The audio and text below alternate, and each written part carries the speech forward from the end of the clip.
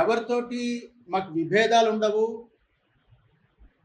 మేము స్వాములం, పీఠాధిపతులం, ధర్మం కోసమే పోరాడతాం. కానీ ఈరోజు ప్రెస్ మీట్ పెట్టింది ఎవరికి భయపడి కాదు. అది గుర్తుంచుకోవాలి. ఎవరికి భయపడి కాదు. వాస్తవాలు తెలుసుకోకుండా ఎవరెవరో కొత్తగా వచ్చిన వాళ్ళతో చేరి ఏదేదో తప్పుడు అభిప్రాయాలు వాళ్ళు చెబుతారని, ఎప్పుడూ స్వరూపానంద స్వామివారు ఒకలాగే ఉంటారు. చంద్రబాబు అంటే మాకు చాలా గౌరవం. రాజకీయ నాయకుల్లో ఆయనే ఇప్పుడు పెద్దవాడు. ఈ రాష్ట్రానికి పెద్ద దిక్కుగా అని పరిపాలన కొనసాగాలి అని, కుటుంబం బాగుండాలి అని, పరిపూర్ణమైన ఆయుష్ భగవంతుడు ఇవ్వాలి. ఈసారైనా దేవాదాయ ధర్మాదాయ శాఖ టీటీడీ చాలా గొప్పగా పరిపాలన జరగాలి అని మనస్ఫూర్తిగా ఆశీర్వదించడానికి ఈ ప్రెస్ మీట్ పెట్టాం. స్వామి, గత 5 ఏళ్లలో అధికార పార్టీ మంత్రులంతా పీఠం ఆశీస్సుల కోసం వచ్చిన వాళ్ళు స్వయంకృత అపరాధం జరగబోతుందని కానీ, వైసీపీ పార్టీకి నష్టం జరగబోతుందని కానీ ఇప్పుడు ఈ రోజుల్లో ఎరుపు కంటే మరుపు ఎక్కువ. 2 రాష్ట్రాల నుంచి 7 గవర్నర్లు వచ్చారు. మా ఒక వార్షికోత్సవంలో Haryana governor, Punjab governor, Telangana governor, ఇక్కడ గవర్నర్లు వచ్చారు. హర్యానా ముఖ్యమంత్రి వచ్చాడు, కేసీఆర్ ముఖ్యమంత్రి వచ్చాడు, ఎంతోమంది ఇక్కడికి వచ్చారు. అలాగే కేంద్ర మంత్రులు వచ్చారు, ఎంతోమంది వచ్చారు. వైఎస్ఆర్సీపీ మినిస్టర్లు, ఎమ్మెల్యేలే రాలేదు. వచ్చినప్పుడల్లా నేను చెప్పాల్సింది ఎప్పుడు కూడా నెగిటివే చెప్తాను. ఎప్పుడు పాజిటివ్ పోగొట్టడం అనేది ఆ లాలస విశాఖ శారదా పీఠానికి లేదు. ఇది ఎవరిని ఆర్జించదు. ఈ చెయ్యి ఎవరిని ఆర్జించదు. ఎప్పుడు ఎలా ఉందో పీఠము భక్తులతోటే పెరిగింది తప్ప రాజకీయ నాయకులతో పెరిగిన పీఠం కాదు ఇది. ధర్మం కోసం నిలబడాలి అని, ఇది ఒక ఆధ్యాత్మిక పీఠం. నేను పీఠాధిపతిగా కూర్చున్నాను కాబట్టి ధర్మం కోసం చెప్పాలి. నాకు ధర్మం కాబట్టి చెబుతున్నాను. కానీ నేను మామూలు స్వామిగా ఉంటే ఇవన్నీ మాట్లాడేవాడిని కాదు.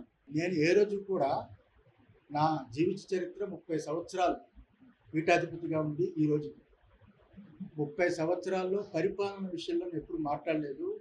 ఎప్పుడు ఏ ప్రభుత్వంలో కూడా కలుగు చేసుకోలేదు. ఆ రోజుల్లో చంద్రబాబు నాయుడు గవర్నమెంట్ చూశాను, కొత్తగా వచ్చిన రోజుల్లో. తర్వాత రాజశేఖర రెడ్డి గవర్నమెంట్ చూశాను, కిరణ్ కుమార్ రెడ్డి, రోసయ్య, మళ్ళా చంద్రబాబు, మళ్ళా జగన్మోహన్ రెడ్డి. ఏ పరిపాలనలో కూడా నేను పరిపాలన విధానంలో ఎప్పుడు కూడా తలదూర్చలేదు. ఇది మీరు గుర్తుపెట్టుకోవాలి. నేను దేవాదాయ ధర్మాదాయ శాఖ టీటీడీ వరకే పరిమితమై, ముఖ్యంగా ముహూర్తాలు, నాకు అదృష్టమో దురదృష్టమో తెలియదు, కానీ తెలిసిన దాన్ని ఉన్నది ఉన్నట్టుగా డైరెక్ట్గా చెప్పడం అలవాటు. లౌక్యం పెట్టడం తెలియదు. ఎప్పుడు కూడా అలా తప్పులుంటే చెప్పడమే అలవాటు.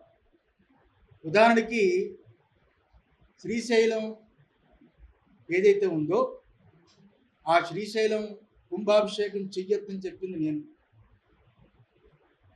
దక్షిణాయనంలో చేయకూడదు అని ఆపింది నేను. జగన్మోహన్ రెడ్డి గవర్నమెంట్లో ఆపితే కోర్టుని మేనేజ్ చేసి ఉత్తరాయణ వచ్చింది కదా చేశారు. మాఘమాసం ఉత్తరనాసహ అని ఉంది ఆగమంలో, శైవాగమంలో. మాఘమాసంలో శైవాగమంలో శ్రీశైలం కుంభాభిషేకం చేయకూడదని ఉంది. అది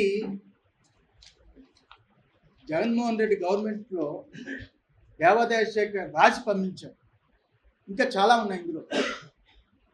రాజులకి పుత్రుడంటే రాష్ట్రమే కదా. ఈరోజు ఏం జరిగిందో మీరు చూశారు. సింహాచలంలో ఆ రోజు ఎలా మాట్లాడానో చందనోత్సవంలో మీరు చూశారు. అలాగే తిరుమల తిరుపతి దేవస్థానంలో జరిగిన వెంకటేశ్వర స్వామి నిత్యం వందలాది సంవత్సరాలు, వేలాది సంవత్సరాలు జరిగే అన్నప్రసాదాన్ని తృణధాన్యంతో మార్చినప్పుడు కూడా నేను విభేదించాను, లెటర్ రాశాను. అందువల్ల ఈ స్వరూపానంద ఏ గవర్నమెంట్ వచ్చినా, ఎవరు మా దగ్గరికి వస్తున్నా మేము ఉన్నది ఉన్నట్టుగా మాట్లాడతాం. దూరమైనా పర్వాలేదు, మేము గవర్నమెంట్ల దగ్గర బట్టికే పీఠం కాదు ఇది. ఉన్నది ఉన్నట్టుగా మాట్లాడటమే. సంపాదించుకోవాలి, దాచుకోవాలి అనుకునే పీఠం కాదు ఇది. ఇది ఏబిఎన్ రాధాకృష్ణ గారికి నాతో చాలా అనుబంధం ఉంది. నేను ఏ రకంగా ఎటువంటి తప్పులు చేయకుండా ఉంటానో ఆయనకు బాగా తెలుసు. బిఆర్ నాయుడుకి తెలుసు, నరేంద్ర చౌదరికి తెలుసు, చాలామందికి తెలుసు. ఈ 5 ఏళ్లలో పీఠం ఎప్పుడు ఎలా ఉందో ఇప్పుడు అలాగే ఉంది అన్ని రకాలుగా. అందువల్ల ఇప్పుడు ఎప్పుడు యుద్ధమే చేస్తుంది. ఈరోజు నేను చంద్రబాబుని ఏదో కొత్తగా పొగుడుతున్నాను అనుకోవద్దు. ఎందువల్లంటే అప్పుడు ముఖ్యమంత్రి అయినప్పుడు కూడా చంద్రబాబు గెలవాలని, అప్పుడు మురళీమోహన్ రాజమండ్రి ఎంపీగా ఉన్నప్పుడు నేనే అప్పుడు రాజమండ్రిలో చాలా పెద్ద సభలు పెట్టి సాధువులందరినీ పిలిచి చిలుకూరి ఏదో అనుకుంటాను ఆయన కళ్యాణ మండపం మురళీమోహన్ గెలిపించడానికి సాయశక్తులా ప్రయత్నం చేశాను. అప్పుడు గెలవాలని, గెలిచినప్పుడు నేనే స్టేట్మెంట్ ఇచ్చా, చంద్రబాబు గెలవడం చాలా సంతోషం. అమ్మవారి యొక్క కృపచేత భారతదేశానికి దశానిర్దేశం చేసిన బీజేపీ మూడవసారి అత్యద్భుతంగా గెలుపొంది కాశీ, అయోధ్య, అలాగే ఉజ్జయిని అనేక క్షేత్రాల్ని, అలాగే ఉత్తరాది అంతా గొప్ప రోడ్లు, కేదారు, బద్రి, గంగోత్రి ప్రాంతాల్లో భక్తులు బాగా ప్రశాంతంగా వెళ్ళేటట్టు వెడల్పమైన రోడ్లు ఏర్పాట్లు చేసిన మోడీ మూడవసారి నిన్న రాత్రి ప్రమాణ స్వీకారం చేయడం మాకు చాలా ఆనందం వేసింది. ఆ రకంగానే మోడీ గారు ప్రమాణ స్వీకారం తరువాత ఈ రాష్ట్రంలో చంద్రబాబు నాయుడు గారు, అలాగే పవన్ కళ్యాణ్ గారు, మోడీ, ఈ కూటమి ఏదైతే ఉందో ఆ కూటమి ప్రమాణ స్వీకారం ముందుగా ఈ ప్రెస్ మీట్ పెట్టాలి అనే ఉద్దేశం చేత మేము ఏర్పాటు చేశాము. మాకు ఆనందకర విషయం ఏమిటంటే నిన్న క్యాబినెట్లో నేను పుట్టేది శ్రీకాకుళం జిల్లా, శ్రీకాకుళం ప్రాంతం. మాకు ఎర్రన్నాయుడికి చాలా సంబంధాలు ఉండేవి. ఆయన ఇంటికి చాలాసార్లు వెళ్ళాము. ఆయన కూతురు పెళ్ళికి కూడా రాజమండ్రిలో జరిగితే మేము వెళ్ళాము.